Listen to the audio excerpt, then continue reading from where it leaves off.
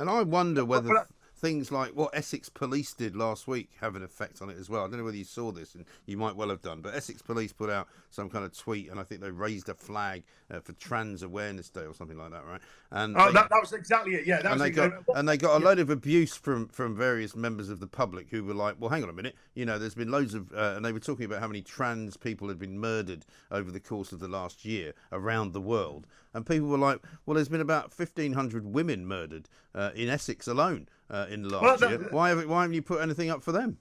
That was me. I spotted that, and I said, look, there have been 9 trans deaths in the UK in the past 10 years. Right. In that same period, there have been 1,500 deaths of women. And when did a chief constable come out and raise a flag to them?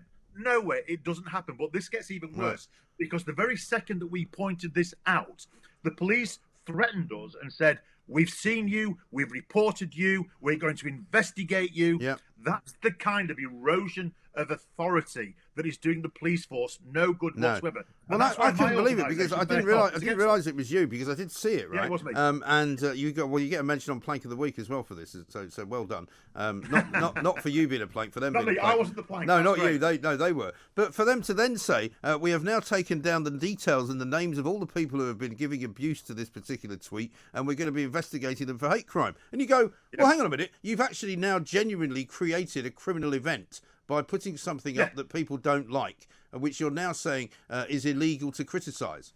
Huh? You know what, Mike? We emailed them and said, here are our details. Please investigate us. Yeah. Bring it on, you absolute cowards.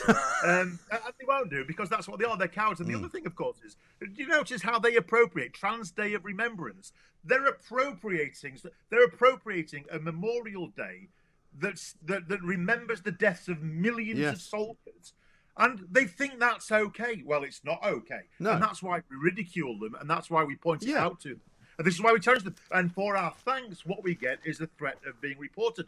Well, Chief Constable of Essex, bring it on. My name's Harry Miller. I'm available at any time for you to come and investigate me, and I will see you off in court in exactly the same way that I saw off the Chief Constable of Humberside in court, and I'm about to see off the College of Policing in court, because we are not going to stand for it. No, absolutely right. And of course, that is not to say that there is a connection in any way, shape or form between what we were talking about before and what we're talking about now, because, the point is the police need to police crime. They don't need to invent crime. They don't need to dream up criminal events which aren't really happening. What they need to do is to have respect from the public, and they need to be able to do their jobs without fear or favour of being injured and being killed. But they also need to clean out their own backyard, don't they?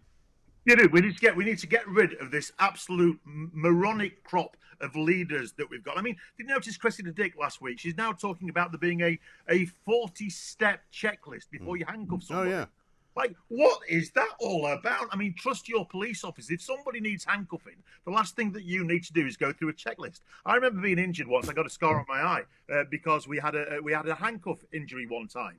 I got walloped, ended up in hospital. Yeah. There we go. If you're going to handcuff somebody, you've got to do it right, and you've got to do it fast, and Right. you've got to do it firm. Yeah. That's why we saw that again. That's last week. I think it was some police officer rightly in trouble because they tampered with a colleague's handcuff. And when they tried to handcuff them, the thing was double locked and it didn't work. Right. Well, I know from personal experience how bad a weapon a handcuff can be. It's terrible. The last thing we need to be doing is having a 40-step checklist. Bang them on, lock them up. Maybe they can have two sets. Right. Maybe you can have two sets of handcuffs, Harry. One set to lock them up while you're thinking about whether you're going to put the handcuffs on them, and then you put the second lot on once you've decided that you've answered the 44 questions correctly. The fluffy pink handcuffs is the first thing, isn't it? Yeah, and then we put on the proper handcuffs. The Ann Summers, the Met Police, sponsored by Ann Summers. I think it'd be absolutely fantastic, don't you, Mike? I think we're onto a winner here. This is a great idea, Harry. Good to talk to you. Thank you very much indeed, Harry Miller, former police officer, founder of the Fair Cop Group.